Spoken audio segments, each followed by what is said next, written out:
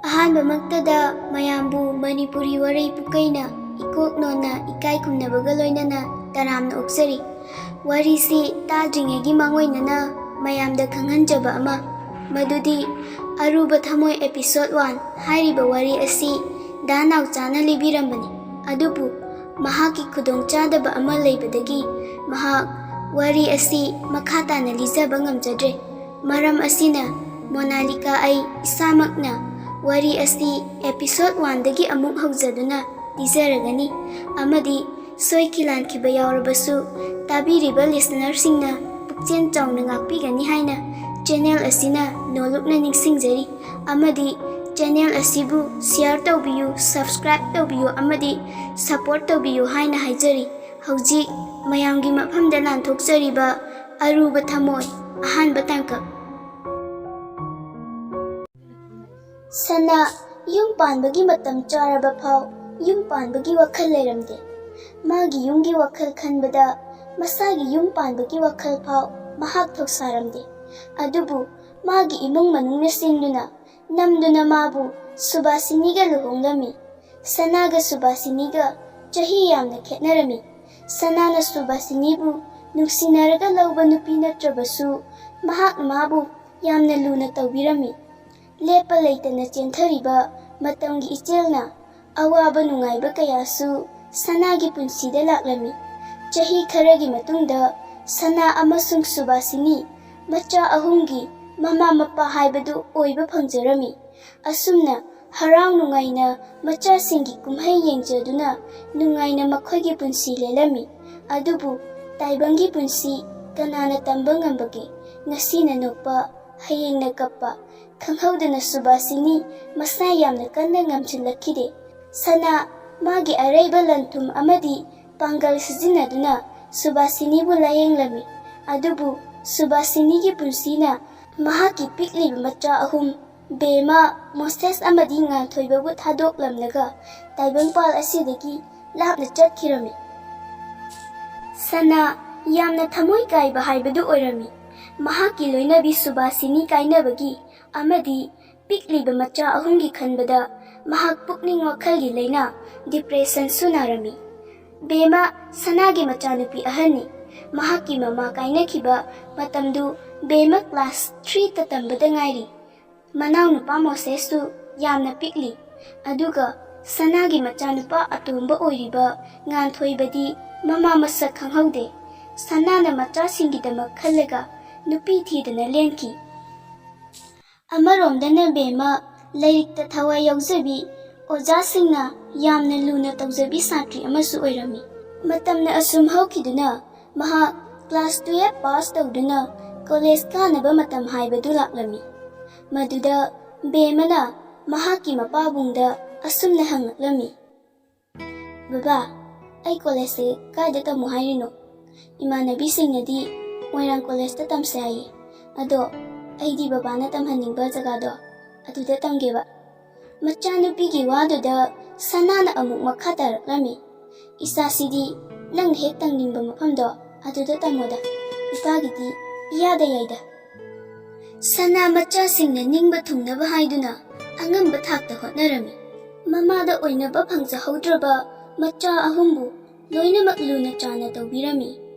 Mapagi waduda Bemana amuk makha taraklami. Bema nokfet tawna hairi. Baba, ay adudi moirang college ta oina tamlage. Imanabisingasu pulle. Aikhoigasu khara naknaba. Madu hairamnaga Bema imunglongda changki. Adubu sanana khalami. Ichanupi se saurakleko. Ngasi mamadudang leijaramnabadi mamada oina jaramgadabaniko. Thoisna Bembemga yamna nakna leiba leikai amadagini. Thoisna amasung Bema school amatada class manaraki amadi marup oina sutinaraki. Bemagi chamjaba amadi ing tapchabi matauda ngaudaba pakhang atangba oirami. Thoisna mahakna class 12 tambadagi Bema bu ngaujaduna laki. Adubu Marup ama oina loinarakpana mangonda nuksi hek phongdokpadi ngamlamde. Adubu college tamba matamdadi mamanabi college punna tamlamde. Adubu makhoi class 12 taminarakpasing phone da pau phaunabadi toklamde. Amadi WhatsApp group semduna toina pau phaunaba tawrami. Nongma thoisna magi kada famduna asumna khalami. Aina bemabu nuksidarakpase yamdi kuirabane. Adubu Thamoi nungda kuina nuksiduna thambase asengba nuksiba amadi punsigi panthung porakpa ngamba haibasa oithokpa ngamoi. Adudi ai kedauba dai kanade ai handakti phongdoklage. Ai bemada phongdoktaba yadre. College naga tonganbane mina amuk hankradi masi hairaga thoisnana bemagi mamanabi Rosni da phone tawrami. Maduda thoisnana Rosni nang thabak chinbro. Rosni na amu chindeda kai lerage thoisna kaim laite ado nang bemaga he punbado puliba. Rosni na amu college punbanina adum puliye kai lerage yam kuthana hangna. Rosni gi waduda thoisna makhata na amu hanglaklami. Rosni bemadubu khangnabaga laikhrabo. Nang khangadi amukta haibiraune sum khangningba ama leibagineba lanadi launuko. Fet tawna Rosni na khumlaklami. Thoisna nang khangba natro bemadu ithak irang thoina thawai yaujade haiba. Thoisna na amu khange mado irang puba mi haibadudi oidabane. Madudane aina ngaurise sore madudane nupasingna ngaurise haige tawba. Thoisnagi wadu tabada Rosni du nokhi tawraduna amuk hairi. Thoisna nangna bemagi maram hanglakpagi maram ai khange. Huranba nakuktana pipa haibado nangonda thoe. Madugi wadu tabada Thoisna ikairap tawna hoi chume Rosni. Nupana nupigi maram hangba haibase maram yam chawna leifam thoe. Ado chengna amukta haibiyo magi khangnaba chanaba miga laikhrabo. Handakti Rosni du khara serious oina amuk khumlaklami. Thoisna khangdeda bemagi wakalse aikhoge yamna khenai. Piklingaidagi mamagi nuksiba phanglaktaba magi punsise aidi yamna kalakse amadi imung manungi wakal yamna chenba nupine. Mangonda nupa kaya amana nuksi haire. Thabak tawba sen paiba masak mata wataba. Adubu kaigino khangde mangonda nuksinabagi warise thoina changdaba mal.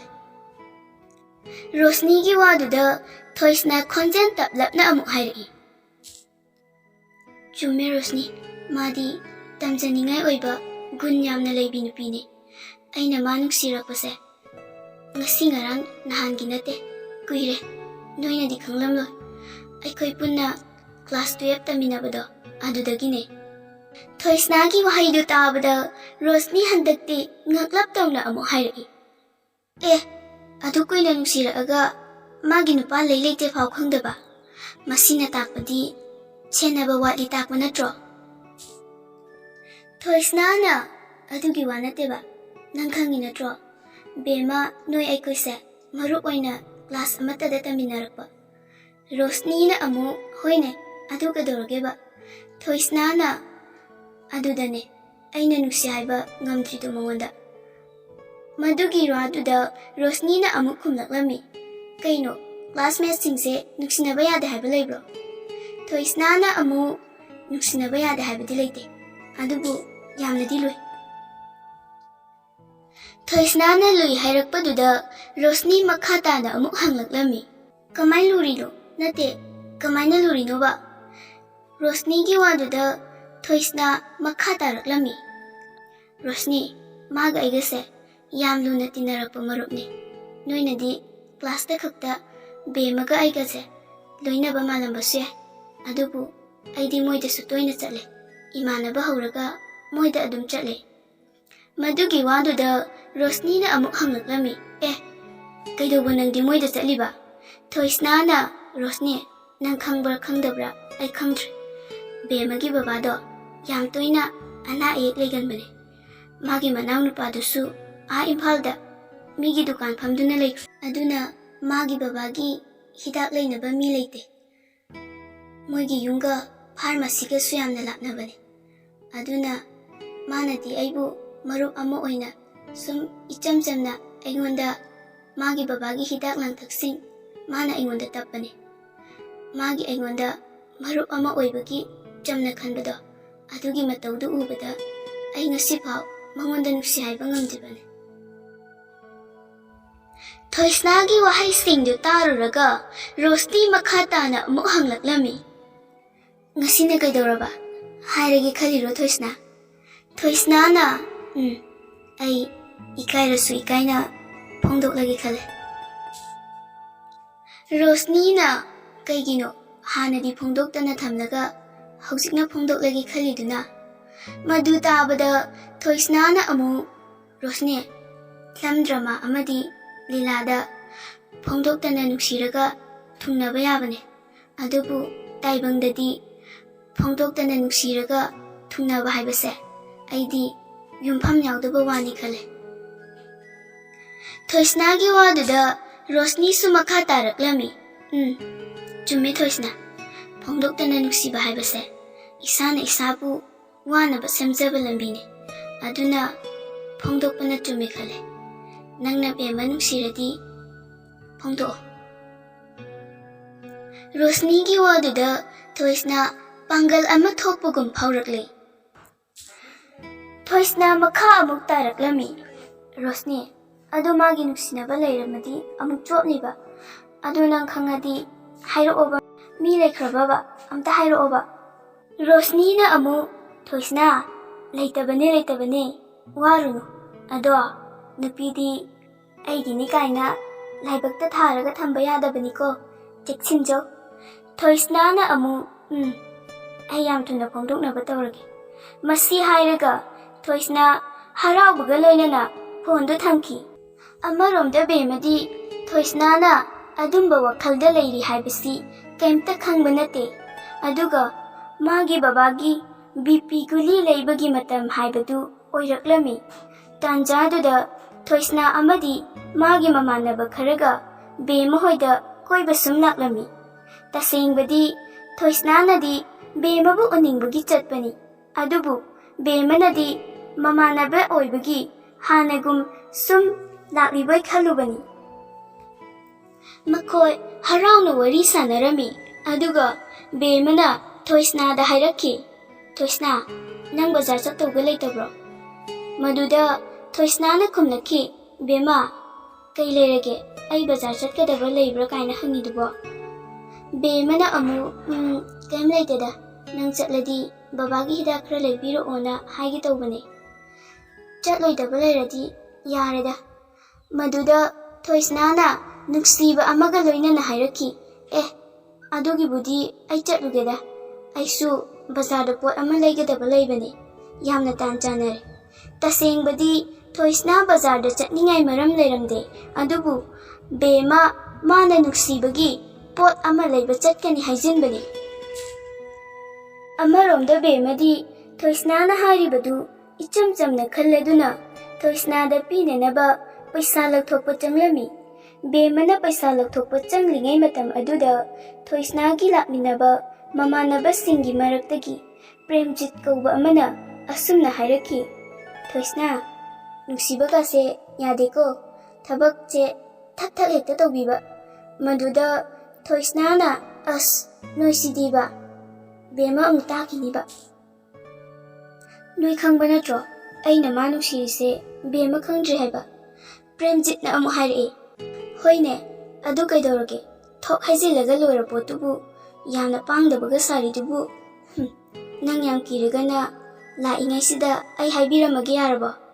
Maduda Thoisna na chopnaba tari khanduna hatu hairaki. Soire Premjit nang adumai tawnuko. Nangna adumna tawradi aidi hingna siba haibaduga chap manarabani he. Yarese ai kona tapna haijarageba. Maduda Premjit nokladuna hairaki. Pasu thoktana nangna nupi koidanaga tawrido noktum nokningida. Asumna noktuna lairingaiduda Bema magi yumgi imungdagi thoglaklamni amadi mana asumna Thoisnada hairami. Thoisna, se, guli se strip anidang laibiro. Thoisnana amu hoi phare adudi Bema akhusu satnaba tawrage. Toina adum lake college punkidabadagi college da unani haibasu leitrabanina aikhoina laktradi noidi nupinina lakpasu pharak tarani khandanane aikhoi oina toina laabane. Rosni hoidasu hayeng chatluge tawbane. Noigi yumsina lambi lamdang sabasida noidana hena toina laaba. Ado chatleko. Masi hairamlaga makhoi singdu Bemagi yumdagi thokirami. Asumna Thoisna amadi magi mamanabasing punna pharmacy da chatlami. Pharmacy chatpagi lambiduda Thoisnagi mamanaba amana hairaki. Bai Thoisna, nangna tawrise aidi pamdeko. Madugi wadu tabada Thoisna ngaklap tawna hangai. Kaidawrgi Suras, aina tawba pamde hairiduna. Surasna amu, bai, nang nupi ko koi tumdene, nangna tawrise. Thoisna na, adu kaino ba tumdabado. Itaw mayam tanaraga tumnaba tawra lori kaino. Maduda Premjitna Suraski mateng pangbu oina hairi. Ai khangida Surasna haininglise. Ai munna haige tawse. Itaw bina masa khangdana koibase yamna lali haibanida. Chumdro Suras. Surasna amu mani itaw. Nupibu aiginena pata panba yabrane. Laisabi haisidi amanasu apamba nuksiba popotabane. Aduga nangna lumingaida mina hanjakini ko. Itaw nang nupa thokpa yam watliko. Maduda Thoisna mamanabasingi mamangda ikairap tawna hairi. Ai nupa thoktre. Phare, ai ngasimak Bemada nuksi phungdokani. Madugi wadu tabada Premjitna hairaki. As, nupa kutokti MEITEI he. Adumaina nahana thoklamadi Bemase nayumda pusinduna nangi oiramba yarabane. Thoisna Bemabu nuksi phongdoklage haina leplami amadi Bemagi mapagi hidak adu makhoina pharmacy dagi lairaba matungda Bemagi mayumda hidak adu piba chatlami. Numidangna laklabada Thoisnana Bemada phone tawraga oina hairagi khalami. Thoisna Bemada phone tawrami aduga Bemana phone do paikhatlami. Hello, Thoisna. Maduda Thoisnana Bema chak charabo. Bemana pakum oina chare nangdi charabo. Ado Thoisna nangbu nupiga amta koidrabo. Pakhang singdi numidangse busy yam leine haidaine aduga nangna nangi namanabida phone adum tawrisibu.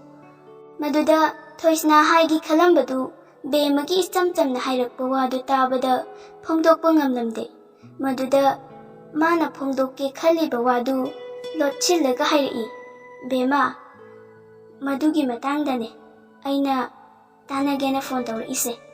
Madugi waduda Bemana haifet ngaklap tawraga amuk hangaklami. Kaino haisibo aidi gyan ama tatreda. Maduda Thoisna makha taraklami. Aina haidi aina nuksiba misakto noiromdagina haba. Aduda Bema ichamchamna hanglami. Adudi nangna ikhoiromda toina laidudi ma yengba lakpa tareko. Maduda Thoisnana amuk khumlami. Chumme, mabu yengba lakpane. Mado aigi aroiba misu oidoine.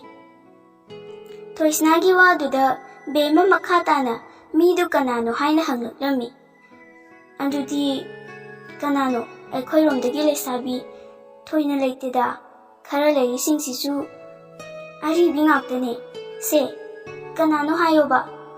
Maduda Thoisna ikairap tawna hairi. Bema ai nangonda chinnadi hairaroige.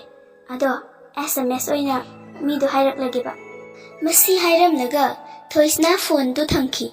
Amaromda Bemadi Thoisnana tawribadu kari amata khangba nate.